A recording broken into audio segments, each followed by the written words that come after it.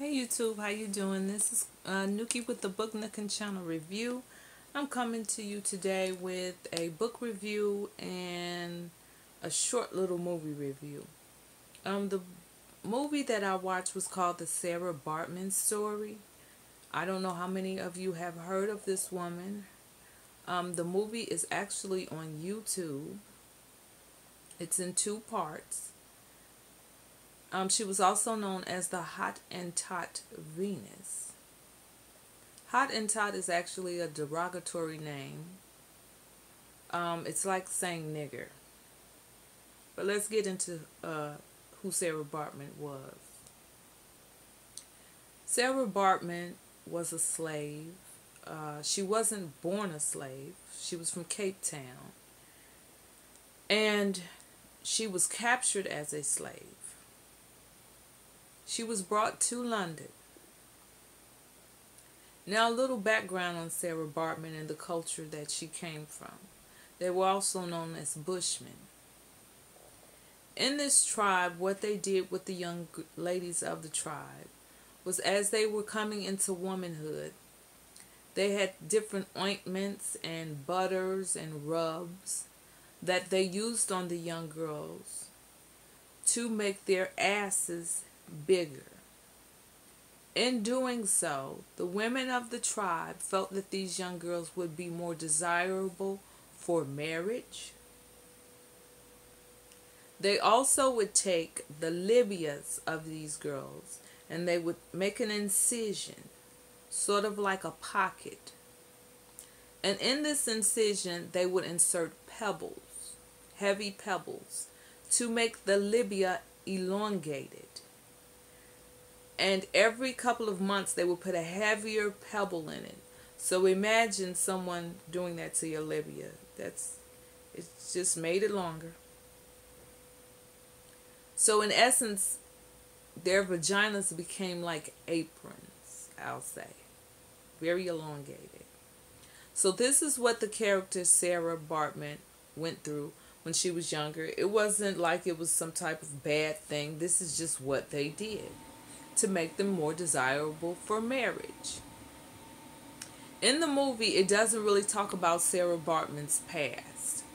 What they show when the movie opens is a room full of scientists, and they're talking about Sarah Baartman's body makeup, the size of her head, that her ass was like a baboon's ass, and they're just going on and on how basically she wasn't really considered a human being. She was a freak of nature. Which in all actuality, I doubt it. She just had a very enormous ass. Sarah Baartman was bought by a man when she was in Cape Town, who in essence promised her that she would be famous and she would have money.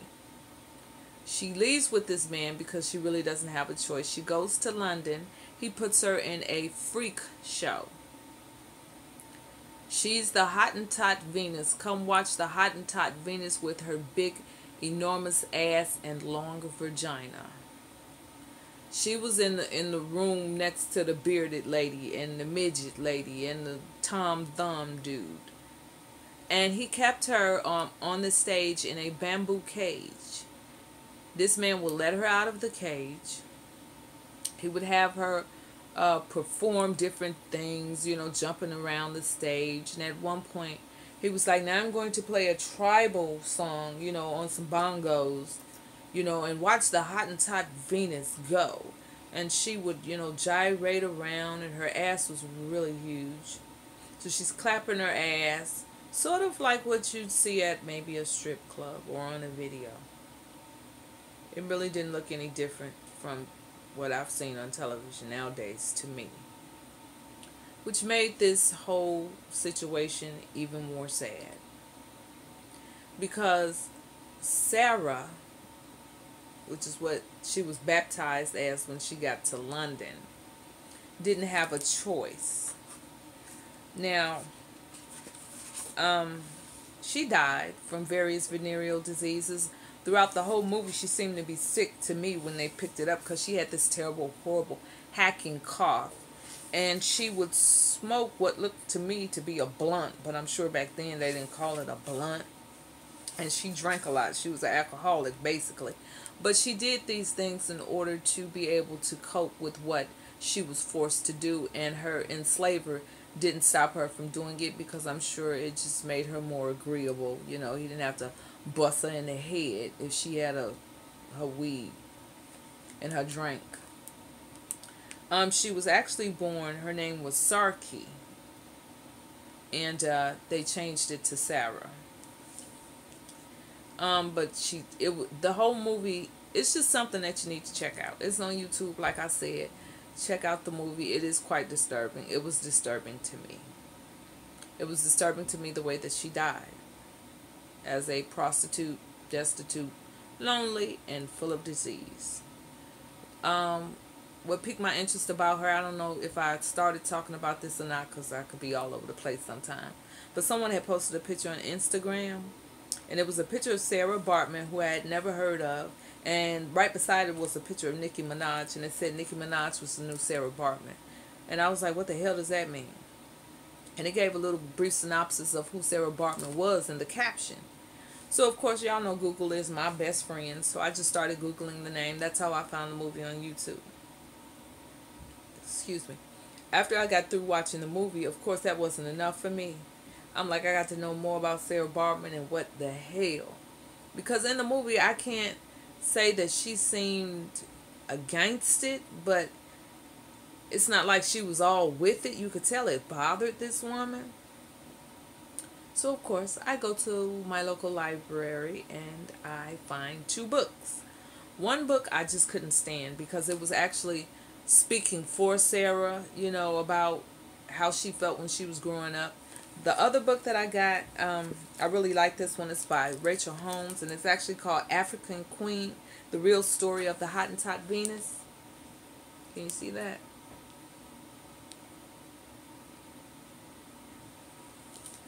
By Rachel Holmes again, and I think this one is really good. I'm a couple of chapters into this, because I just put the other one down. I'm like, ain't no way in hell Sarah Baartman said all of this shit.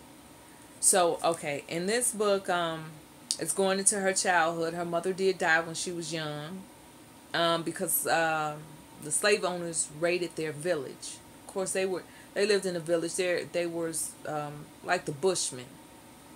So they raided the village, and they would do this often, and they would kill the men, and it was just terrible, the things they did. And her father was a cow herder, and that's how he died a couple of years later. I haven't gotten into this book how she ended up going to London, but I pretty much figured she was captured. So we'll get to that. But in the book, it also has pictures of the Hottentot Venus. I don't know if you can see that. See that? Her butt? This is a caricature of how she looked. She was a short woman. She was like 4'7", 4'8". So, you know, in her tribe and where she's from, having a huge, enormous ass was an asset. No pun intended, but it was an asset for a man to want to marry you. So, but when she got over to London, she was a freak.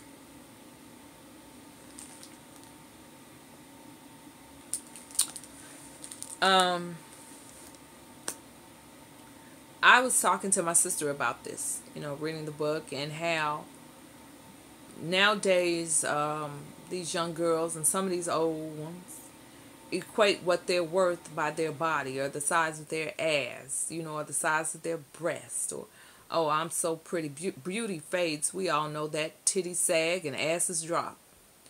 So I was telling my sister they need to show this movie in schools. You know, these young kids need to see this. And my sister was saying, well, sister, you know, they're not going to get it. They're not going to understand. There's going to be no correlation to the young generation. I said, well, if it can help one girl or one boy to see that this is not where your self-worth is encompassed in your ass, and this is what happened to a woman who had no control over her life, and you can control what happens in your life, And as I thought about it, I said, well, it's going to be women that justify it and say, well, whoever she was, Sarah, whatever her name was, didn't have a choice to be exploited. But, you know, I got a choice. And if anybody going to exploit anybody, if I'm going to exploit myself, and that's the justification. But miss me with that shit. You know, it is what it is. You don't have to, you just don't have to go to, it was just so sad. And if people could see, this is what white people thought of us as black women. You know, these sex savages, freaks of nature. You know, because I'm sure Sarah Baartman wasn't the only African with a big ass. You know, but that's how they looked at us. You know, think about slavery, how we were used for breeding. They didn't respect the black man, and they didn't respect the marriage of a black man and a black woman. They could give less than a damn. That's where the jump in the broom came from in the first place. He went and asked slave master, I love this woman. Can I marry her? And the master said, yeah, okay, you can marry her. Here go a broom. Y'all jump over it. Y'all be married.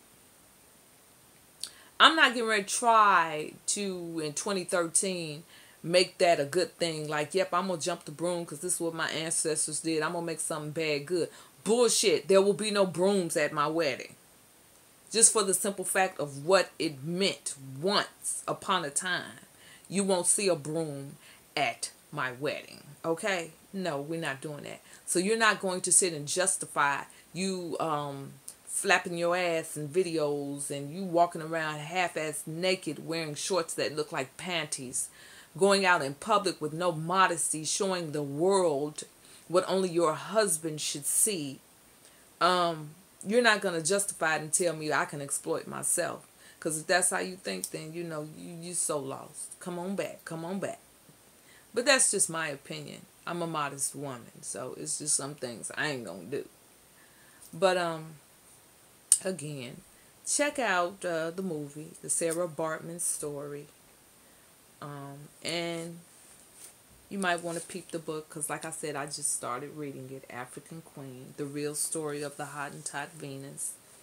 And tell me what you think. I just thought it was good. Sometimes, you know, you need to delve into history and see where some of the mindset comes from. Because the past is the future. And a lot of people don't believe that. But your past does affect your present. I promise.